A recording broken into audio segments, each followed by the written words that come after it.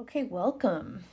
So, I'm calling this video a deep dive into the Ten of Wands, but to be fair, I'm not sure how much of a deep dive this is going to end up being. I wanted to explore this energy. I guess maybe I should retitle it. I haven't titled it anything yet because I haven't posted it, but that is what I had in mind. But maybe I should title it an exploration of the Ten of Wands, something like that. But I wanted to explore the energy of the Ten of Wands because I've been dealing with something personally that I wanted to try and seek out the energy of what I've been feeling in the tarot. And I don't know if it's really going to be there, to be honest. I'm not sure yet. I didn't quite find it here after the exploring that I did with the Ten of Wands, but it was the first card that came to mind.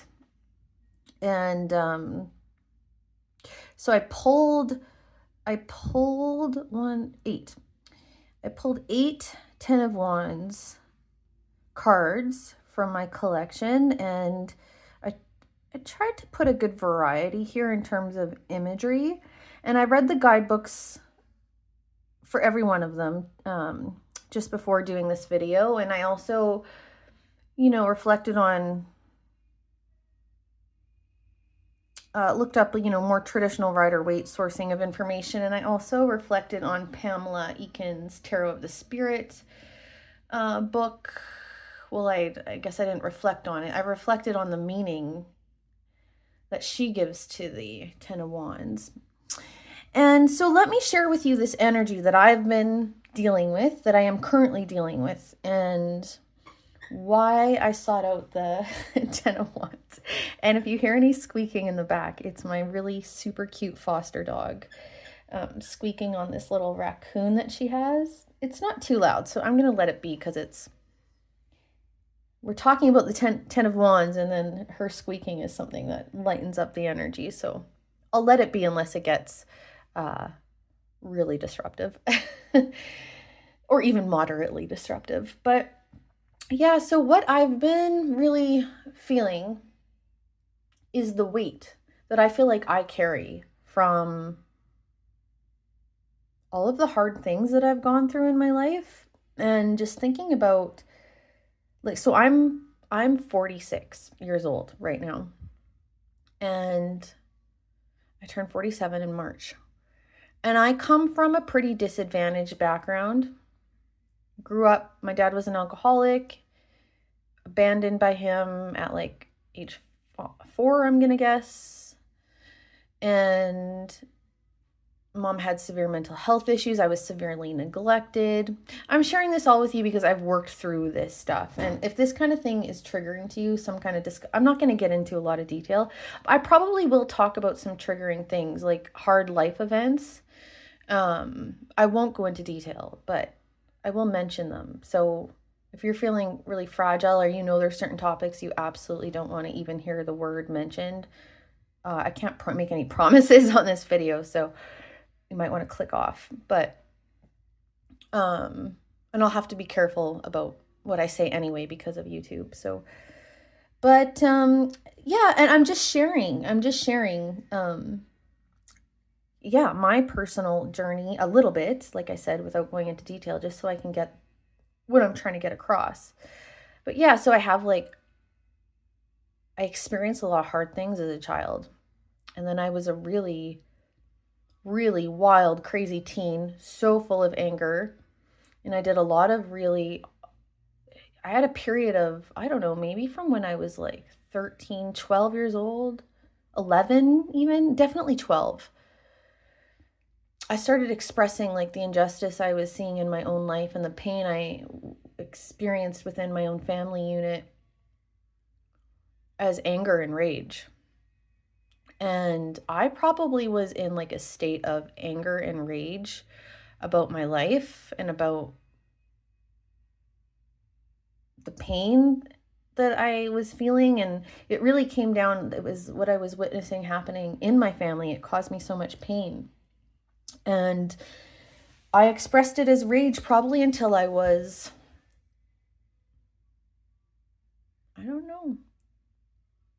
I got pregnant when I was 17, I think. But even after that, for a few years, I was good while I was pregnant, and I placed that baby for adoption, so there's something else. And then I think a few more years after that, though, after I had the baby, I was, like I said, I was good. I mean, I dealt with a lot of stuff, though, with the father. It's all kinds of stuff. And then, yeah, so maybe until I was like, minus the year that I was pregnant, maybe until I was 20. So like 8 years, 7, 8 years straight of like, again, except for that 1 year I was pregnant, of just being angry and expressing, the pain I felt as rage. And in that process, I did a lot of really bad things. I hurt people. I've done things that I've had to work so hard on forgiving myself for. A lot of shame. Yeah, a lot of stuff. And then I've experienced a tremendous amount of loss. A lot of the people I grew up with were addicts or had severe mental health issues, and I've experienced a lot of loss in ways that I won't mention here because we're on YouTube and I don't want to trigger anyone, but in some pretty traumatic ways. And then I went and pursued a career in child protection. I don't know if any of you listening, I don't know if anyone's even going to listen to this, but if anybody's listening has had any kind of a career as a frontline person in any way, a nurse, doctor, police officer, paramedic, I don't know, it doesn't matter. It doesn't have to be frontline, but any field where there's a lot of vicarious trauma and you witness some of the ugliest crap that can happen in the world. All of it. It's like, the weight of it all. And the Ten of Wands is traditionally, I mean, I don't want to say traditionally. Well, yeah, it is. The original meaning of the Ten of Wands, looking from the Rider-Waite system, is about burden, being overburdened. But, reading across all of the guidebooks and the sort of inquiry that I've done here, it really does, most thing that comes up is about the burdens that either the burdens or responsibilities that we end up having in our life. And it feels more like most of the discussion is about responsibilities that we've taken on. Maybe, overextending ourselves in terms of what we do for other people, that sort of thing. And that's not quite what I'm feeling, actually not at all. I don't have that going on in my life. I'm in a period of like, healing, and I am off of work even right now. I'm on a leave, although I'll be going back soon. I really have like put down the wand, so to speak, but it's not that. It's like my soul's carrying this burden. I do feel like I have this on me, on my back, and I feel like I'm hunched over. Like I feel like it is limiting. It is heavy, and I've been doing so much work to heal and process, and it's not about that anymore. It feels like, scar tissue. It feels like I don't have the open scars anymore. It's just, they've all grown over. And it's like the scar tissue that remains, and like the extra weight from all that extra tissue and how stiff it makes you, it's like, that's kind of how it feels. And so for me, I didn't quite find what I was looking for. I think the closest thing when I was reflecting on the Ten of Wands from the Lonely Dreamer Tarot, which is this black and white one here, which is probably visually my favorite one here. But let me go through these Ten of Wands, and let's get into this further discussion about the meaning of the Ten of Wands. And so we've got the Ten of Wands here from the Guardians of the Night Tarot by MJ Cullinane. I hope I said that all right. And I really, first off, looking through my decks and picking out Tens of Wands, I realize I need more animal decks. I need more animal decks in my life, in my collection. So anyway, but this is the only animal deck I have here. And I have like some other ones that are like, I have the Forest of Enchantment and some other ones where a lot of animals come up, but maybe aren't specifically animal decks. But this is a true animal deck. And I think, yeah, so many of hers are. Anyway, but I love that she picks salmon here. So if any of you have ever really looked at or learned about, especially, I have to say, actually, I don't know if this is every kind of salmon, but anyway, in general, there are salmon, the journey salmon make to like lay eggs and have eggs fertilized it's crazy. And they end up having to deal with a lot, and they end up having to swim upstream. And there's just so much, even though they're just acting on instinct, you know, they don't know how to do anything else, right? It's just they're doing what they do. But there's just so much perseverance involved, and I thought that was a really smart choice for trying to portray the Ten of Wands. And again, here we are getting that energy of like, it's the responsibility, the burden that comes with responsibility. These salmon are responsible for procreating and keeping their species going. And yeah, just the burden that comes with that. And then we've got the Turning Terrestrial Tides Tarot. And this one says, be careful what you wish for. And this one does really talk about, what I got from it is more of that theme of overextension and just taking on too much. It feels like this one here is really highlighting like the choices, the repercussions of the choices that we make, the free will that we have, and how we can end up just taking on too much. And maybe really this one in particular, when you read it, it calls us, like from the guidebook, it calls us to like evaluate, you know, what wands we can put down or where we can ask for help when we're in this kind of energy. And then we've got the Anna K Tarot. And you see this person is hiding. They're like, look terrified. And the Anna K, like the guidebook, it's a pretty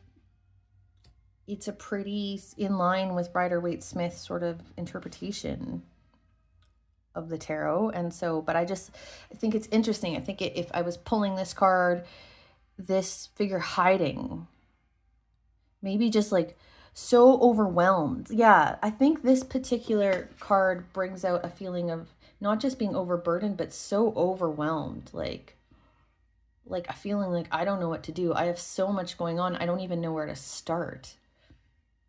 And this, you know, you got all the black clouds up there. It almost feels almost Ten of Swords like. And then we've got the one from the Witch Sister Tarot. And I love this because this actually does, not the write-up itself, but the card. They've chosen the Kellyak. Kellyak? Is that how you say it? Anyway, you know, they've chosen an elder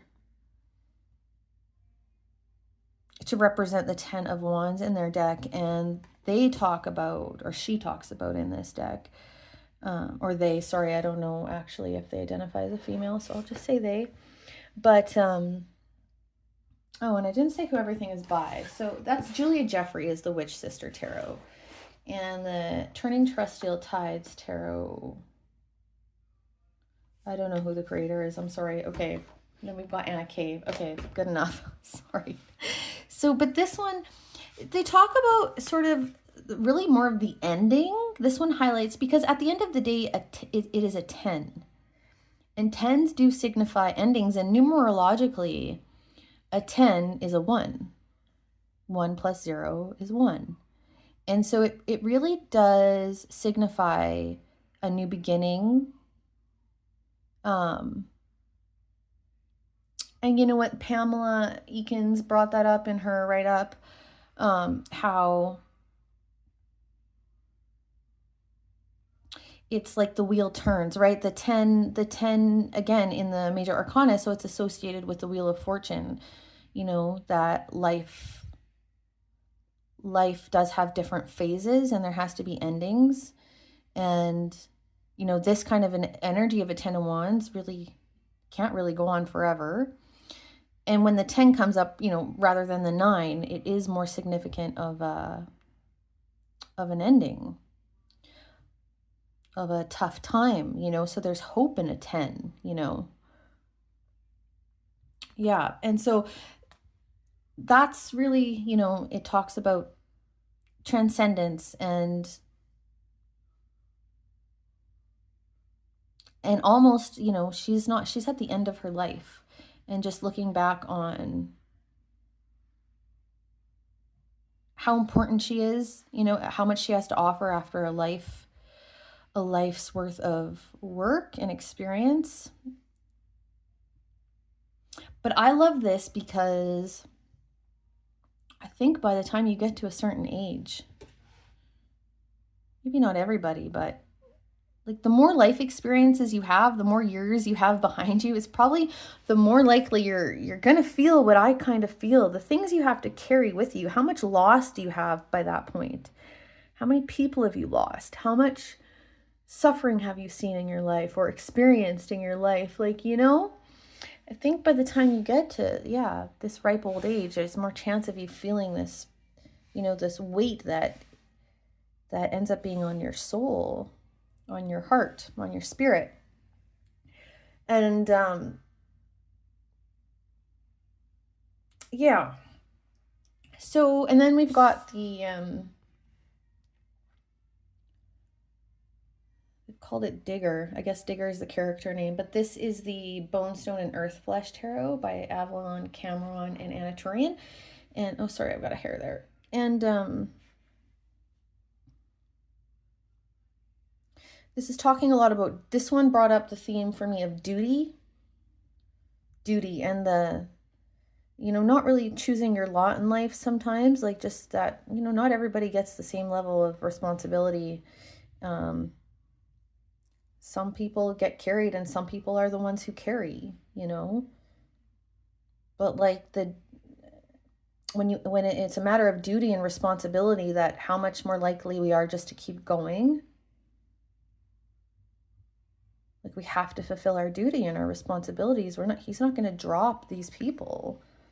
No matter how much it hurts, no matter how hard it is, he's going to keep going. Then we've got Madame Lydia Wilhelmina's tarot, and it's really just more of a traditional sort of ish like the traditional depiction of the 10 of wands and the Rider-Waite-Smith is someone pushing 10 swords, kind of hunched over, looking like it's really heavy. Like when you look at that, the Rider-Waite-Smith version of the 10 of wands, it looks like pushing such a heavy load. But yeah, I don't really have anything extra to say about this. I just wanted to include it because it's, you know, it adds some variety here. And then here, I'd like to spend these last two, spend a little bit of time on these last two. So the 10 of wands here. So besides that, I love it.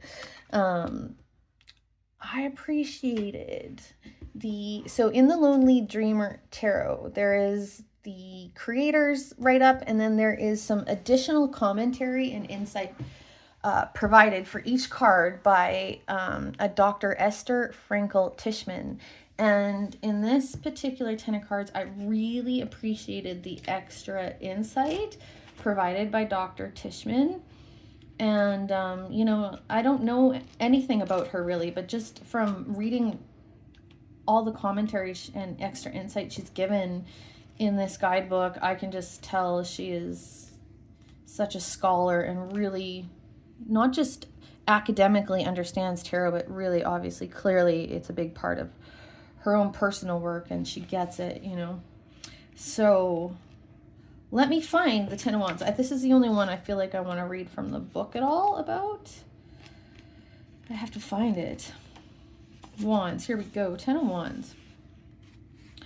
And so here is her extra commentary. I mean, the normal commentary just talks about, you know, burden and responsibility. And it talks about the expectations we can put on ourselves. You know, how this sometimes is just internally imposed on us. It can be like although it's wands, like I know the Ten of Wands here, it's actual burdens usually that it's talking about, real responsibilities in the physical world. But sometimes we just take on too much because of our own expectations of ourselves, because of maybe something to do with our identity. I've seen this a lot where people, it's like part of their identity they developed in childhood that they are, you know, they earn love by achieving, for example. And so, and maybe even growing up, they were really skilled and they got so much love and affirmations and validation from their accomplishments or how they help others. Sometimes it's not even about accomplishments. It's like what you do for other people. Your identity can be and self-worth can be wrapped up around those kind of things. And it can get really complicated when it's so driven into your subconscious. And it's a lot harder to put down the wands when it's something like that going on, I think. But yeah. So, okay, let me read the extra commentary. So she says, the heaviness of all our encounters in the world. That's the first line that made me feel like I was tapping into what I was trying to tap into, like someone else acknowledging what I'm kind of feeling, you know, the heaviness of all our encounters in the world. And for me, it's like all the experiences, everything I've witnessed too, you know, it's not even just my personal experiences, it's just what I've witnessed on top of it all, you know, it is heavy. And it's like the weight we have to carry with us. Like I can't let the weight of all of this. Like for me, healing isn't about, there's no way I can, all of the heaviness and sort of spiritual burden that is on me, it's not going anywhere. I cannot forget things that I've seen or experienced. I have done so much work on forgiveness and like mostly self-forgiveness for me. It's a lot easier for me to forgive other people, but it's been more about self-forgiveness, but also like I've done so much work with acceptance, you know, accepting what has been, forgiveness, working on like self-talk and like, you know, not just, you know, always walking towards the light and not letting all of this heaviness keep me in the darkness. I do this work all the time, and I've really come a long way with it, but it's like, it's still always there. I can't put down these wands. Like it's always there. And it's, for me, it's about how I carry, like, this is just something I have to carry with me throughout my life. And I have to just find ways that, for me, it's more about having more and more light in my life, in my heart, in my spirit, in my consciousness, so that things don't feel so heavy and dark. That even though all those wands are there, somehow the lightness lightens them. Like you know what I mean? Like the load can be lightened even if it's still there, depending on, the choices that I'm making and my perspectives. Anyway, but so that was the line out of everything I read in preparing for this that I felt like hit the most for me, what I was looking for. Anyway, I shall go on. It says, the fiery will of activity and response pushes infinitely forward. Here in the read-on image, carried on my back instead of being pushed out ahead of my face. So many, too many irons in the fire. If the nines of tarot culminate the suit's energy in the figure of the self, the tens take that energy one step further beyond self. And here's where the proverbial straw, i.e. that last extra wand, breaks the camel's back. Oppression is the key word for the Nine of Wands in the Thoth Tarot. And then she talks about, she sort of reflecting on the imagery here, and she says, I think she pulls a clarifying card to try and help her understand the image better and the Ten of Wands better. So here she said, I drew the Oracle d'Or today. So that's the companion Oracle deck for this tarot deck. And the keyword on the card she pulled was liminality, she says. And I think about the in-between spaces. Does the overwhelm of the Ten of Wands finally take me someplace in between self and the world, between straw and the camel's back? And then she continues to say, I've long thought of the Ten of Wands as something like my punishment for the inspired but greedy fire with which I meet the world. I put so much out there. So this is a personal reflection on how this applies to her. Anyway, if you haven't noticed. Right. The greedy fire with which I meet the world. I put so much out there, a bazillion projects, a whole quiver of tasks and ideas and impulses. I'm perennially, I cannot say that word. Sorry, let me try again. I'm perennially, there we go, too busy. I'm running and doing everything. Of course I'm exhausted. Of course I'm overwhelmed. Of course I have 5 different names. So she says she's got the names Esther, Lisa, Mayobun, Frankel, Tishman. And at least 3 full-time jobs. And yet today I'm thinking about how all of the ways that I do me lead me somewhere deep and important and real. Into the depths, into the liminal spaces, into the labyrinth of self. There's nothing amiss here. I love that perspective she offers.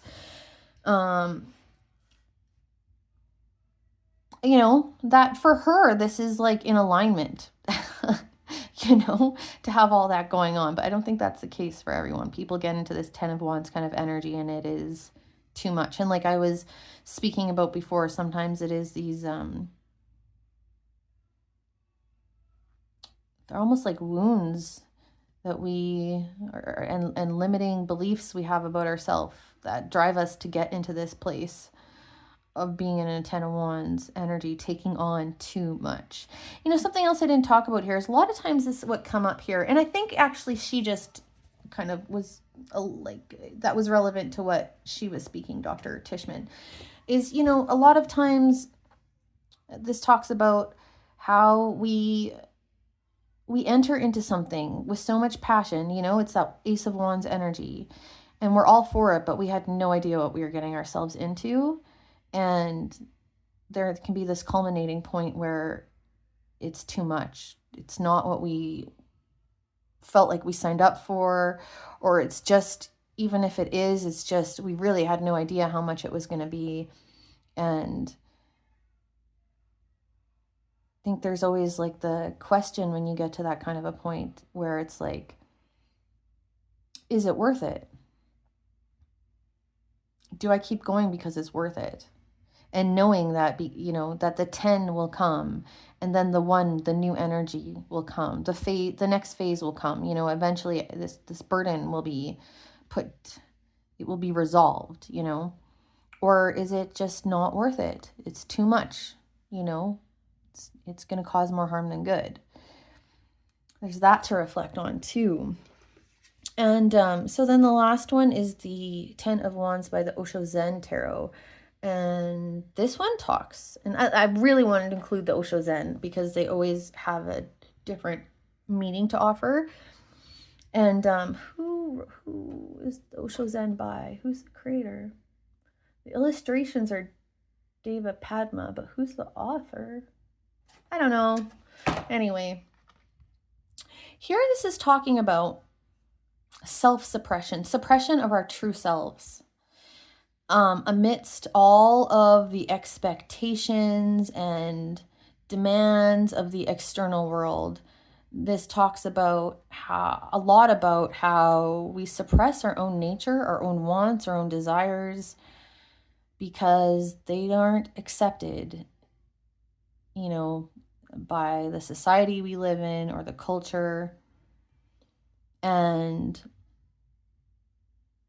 how heavy of a burden that is. Self-suppression, suppression of our true selves, like how very heavy of a burden that is. And I think at some point they likened it to insanity. Like, this is what actually drives insanity is this kind of suppression. So I like that other I like that meaning of the 10 of Wands. I feel like that could be super relevant. Here it is. I completely agree with their discussion about that there. And so, and then, I should mention, if we are exploring this, so the astrological association with the 10 of Wands is Saturn and Sagittarius, which makes so much sense and talks about some of what I've already talked about. If you want to look at that energy, it's like the limitations that kept put on. It's exactly what, well, not exactly, but again, what Dr. Tishman was talking about, like that fire, that passion, the things we want, the things we go after, that kind of free Sagittarius energy of like freedom and fire and passion and like just going for it. But having to, all of that energy has to contend with the real world earthly limitations that Saturn can represent, right? The lessons you have to learn about how to like I said, contend with the limits of our bodies, of the material world, of what the time, how much time we have, how much energy we have, how much resources we have, how much we can actually handle. There's all these physical realities to contend with when when you start really, trying to go after everything that lights you up. You can just go after too many things.